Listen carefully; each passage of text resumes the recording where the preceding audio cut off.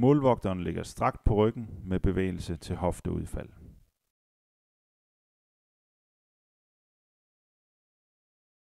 Målvogteren ligger strakt på maven med bevægelse til hofteudfald.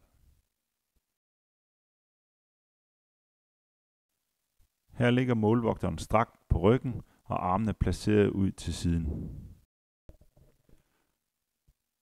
Målvogteren skal placere højre fod på venstre hånd og venstre fod på højre hånd.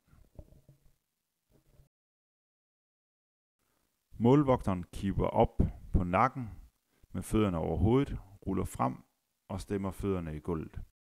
Målvogteren bevæger højre hånd til venstre fod eller venstre hånd til højre fod. Her ses samme øvelse, hvor der arbejdes med splitudfald.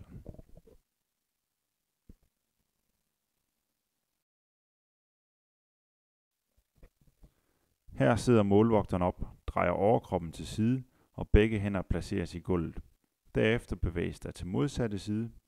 Benene skal forblive strakt fremadrettet. Her ligger målvogteren med bolden mellem fødderne. Han ruller over og giver bolden til hænderne, som er over hovedet.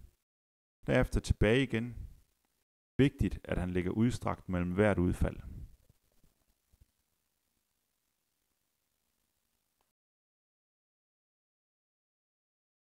Målvogteren sidder på gulvet og triller en bold rundt om kroppen. Benene skal gerne forblive strakt, så frem det er muligt. Her arbejdes parvis, hvor den ene målvogter ligger på ryggen strakt. Makkeren står over hovedet og taber bolde ud ved den ene hofte, hvor målvogteren lukker med arme og ben.